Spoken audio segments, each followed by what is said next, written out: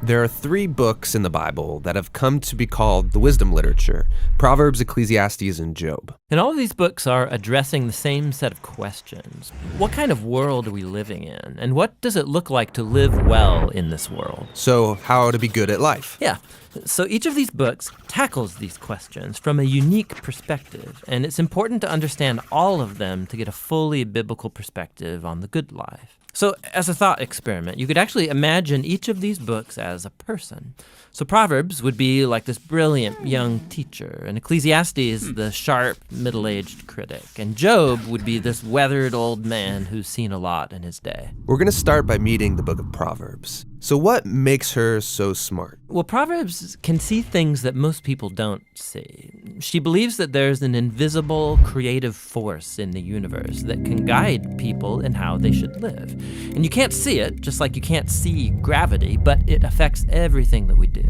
So what's this force? Well, in Hebrew, it's called chokhmah, and it usually gets translated into English as wisdom. It's an attribute of God that God used to create the world. And chokhmah has been woven into the fabric of things and how they work. So wherever people are making good or just or wise decisions, they're tapping into chokhmah. And whenever someone's making a bad decision, they're working against chokhmah. Right, or as it says in Proverbs chapter 1, the waywardness of fools will destroy them, but the one who listens to wisdom lives in security. So it's like a moral law of the universe. Yeah, it's a cause-effect pattern, and no one can escape it.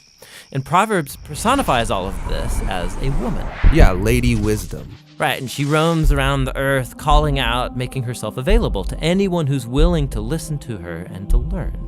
Which leads to the second thing Proverbs believes, that anyone can access and interact with wisdom and use it to make a beautiful life for yourself or for others. You can create with it like a designer. Yes, in fact, chokhmah in Hebrew isn't simply intellectual knowledge.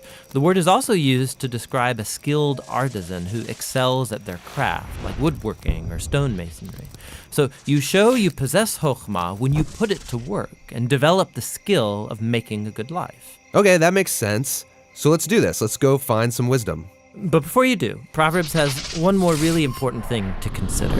Chokhmah isn't some impersonal force. It's an attribute of God himself. And so in Hebrew thought, your journey to becoming wise has to begin with what Proverbs calls the fear of the Lord. It's this healthy respect for God's definition of good and evil. And true wisdom means learning those boundary lines and not crossing them. Now, all those ideas you just unpacked are in chapters 1 through 9 in Proverbs. But when I think of the book of Proverbs, I think of the collection of sayings, the Proverbs themselves. Tell me about those. Yeah, those are what you find in chapters 10 on to the end of the book. It's a collection of hundreds and hundreds of proverbs about any and all aspects of life.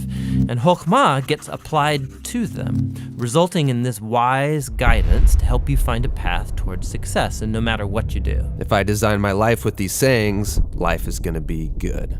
Yeah, or as Proverbs puts it, it'll give health to your bones, prosperity, a long, rich life. Which is a really big claim. But you can see how it's often the case. Wise people, they tend to do better. Things usually work out well for them in life. And so that is the promise and the wisdom of the book of Proverbs.